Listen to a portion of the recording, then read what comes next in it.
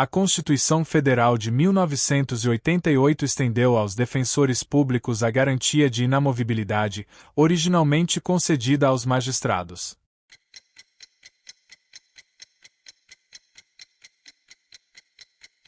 Verdadeiro. São princípios institucionais da Defensoria Pública a unidade, a indivisibilidade e a independência funcional. Pela garantia de inamovibilidade, os defensores públicos não podem ser removidos de seus cargos, exceto por motivo de interesse público, conforme previsto em lei complementar. Aos advogados públicos serão concedidos vencimentos fixos, acrescidos ou não de gratificação.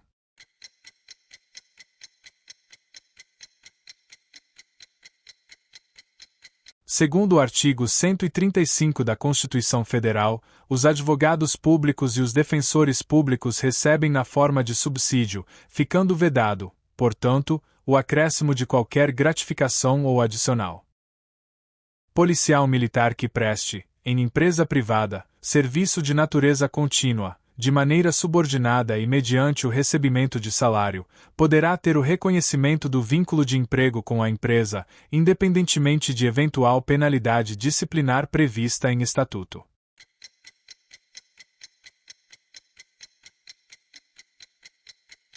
Verdadeiro. A súmula 386 do TST estabelece que, preenchidos os requisitos do artigo 3º da CLT, é legítimo o reconhecimento de relação de emprego entre policial militar e empresa privada, independentemente do eventual cabimento de penalidade disciplinar prevista no Estatuto do Policial Militar. Conforme a CLT, empregado que recebe gratificação de função há mais de 10 anos perderá tal retribuição caso seja revertido ao cargo efetivo anteriormente ocupado.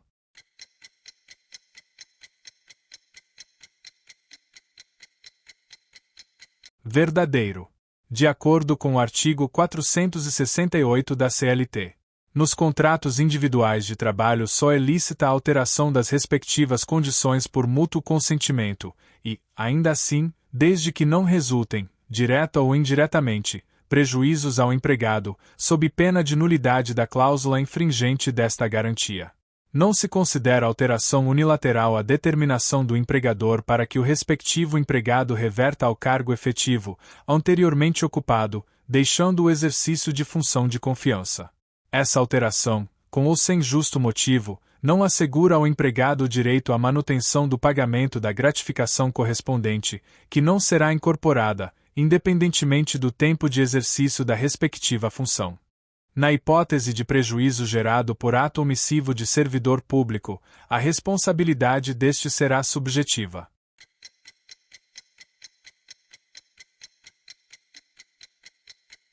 Verdadeiro. A responsabilidade de um servidor público por um ato omissivo é subjetiva. Isso significa que é preciso provar que houve culpa ou dolo do servidor para que ele seja responsabilizado.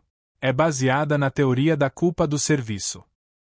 A vítima que busca reparação por dano causado por agente público poderá escolher se a ação indenizatória será proposta diretamente contra o Estado ou em litisconsórcio passivo entre o Estado e o agente público causador do dano.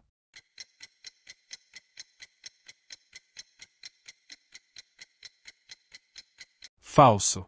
A melhor interpretação do artigo 37, parágrafo 6º da Constituição Federal é que a ação indenizatória deve ser proposta diretamente contra o Estado.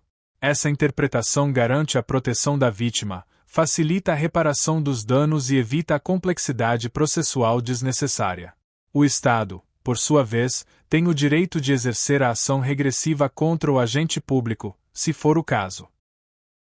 No processo trabalhista, serão devidos honorários de sucumbência ao advogado, ainda que ele tenha atuado em causa própria.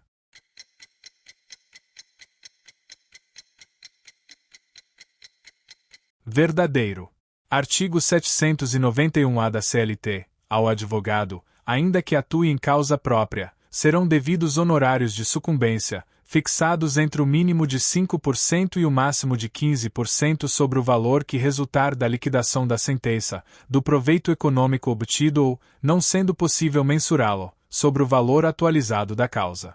Os honorários são devidos também nas ações contra a fazenda pública e nas ações em que a parte estiver assistida ou substituída pelo sindicato de sua categoria.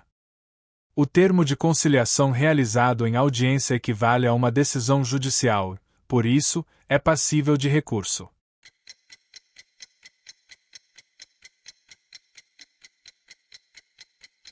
Falso. A regra geral é a sua irrecorribilidade, em decorrência da autonomia da vontade das partes em solucionar o litígio. Apenas em hipóteses excepcionais, como vícios de consentimento, fraude ou decisão que não homologa o acordo, é que se admite a impugnação do termo de conciliação por meio de ações específicas, como a rescisória ou anulatória, e em casos específicos, por meio de recurso. Na cooperação jurídica internacional, poderá ser prestado auxílio direto caso a medida requerida não decorra diretamente de decisão jurisdicional que, proferida por autoridade estrangeira, será submetida a juízo de delibação no Brasil.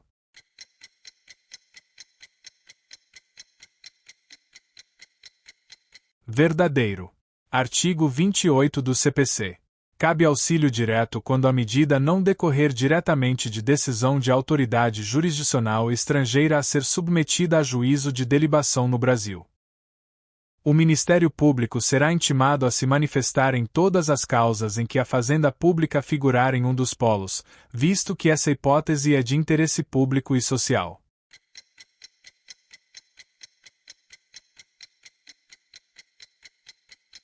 Falso.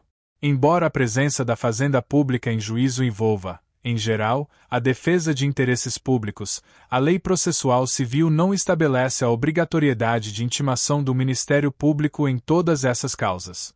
A intimação será necessária quando a matéria em discussão envolver um interesse público ou social qualificado que justifique a atuação do MP como fiscal da ordem jurídica, para além do interesse patrimonial da fazenda pública.